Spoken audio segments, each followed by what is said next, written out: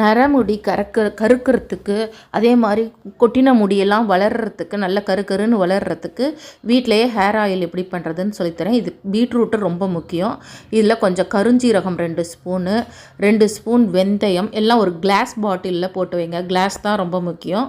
Class பாட்டிலில் போட்டு 2 spoon கருஞ்சீரகம், 2 ஸ்பூன் வெந்தயம், கொஞ்சம் ஒரு பிடி கருவேப்பிலை நல்லா க்ளீனாக வாஷ் பண்ணி தொடச்சிட்டு ட்ரையாக அதில் போடுங்க.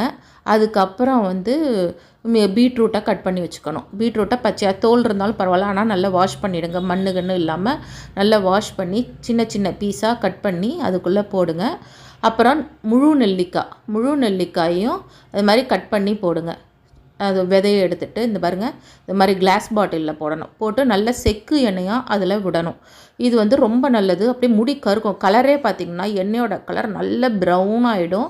வெறும் பீட்ரூட்டை கூட அந்த நரமுடி இருக்கிற இடத்துல தடவிக்கலாம். அப்படியே ஃப்ரெஷ்ஷாக சமைக்கிறதுக்கு கட் பண்ணும்போதே அப்படியே எடுத்து கொஞ்சத்தை எடுத்து தலையில் தடவிக்கிட்டிங்கன்னா ரொம்ப நல்லது.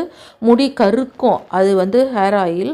இது நான் உங்களுக்கு காட்டுறேன். இப்போ செய்யறதுக்காக கொஞ்சமாக போட்டு காட்டுறேன். ஆல்ரெடி செஞ்சு வச்சுருக்கிறத கடைசியாகவும் காட்டுறேன்.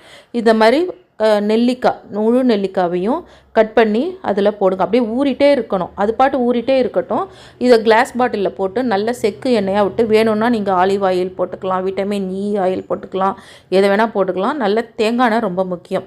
தேங்காய் எண்ணெயை விட்டு நல்லா மூடி வீட்டு ஜன்னலில் எங்கேயா வச்சுருங்க. கொஞ்சம் சன்லைட் படட்டும். பட்டு அதுவாகவே ஃபுல்லாக அந்த எசன்ஸ் எல்லாம் நல்லா இறங்கும்.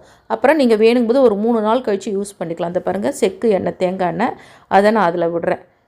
கருஞ்சீரகம் 2 ஸ்பூன் வெந்தயம், ஒரு பிடி கருவேப்பிலை, அப்புறம் முழு நெல்லிக்காய், பீட்ரூட்டு. பீட்ரூட் கத்தியை பாருங்கள் எவ்வளோ ரெட்டாக இருக்குன்னு. இந்த மாதிரி வைங்க. நான் இது உங்களுக்காக சாம்பிளுக்கு கொஞ்சம் செஞ்சு காட்டுறேன். இது ஒரு 2 நாள் கழித்து பார்த்தீங்கன்னா ஈவினிங்கே பார்த்திங்கன்னா ஒரு மாதிரி ரெட்டிஷ் ஆகிடும். இந்த எண்ணெயே நல்ல கருப்பாக இருக்கும்.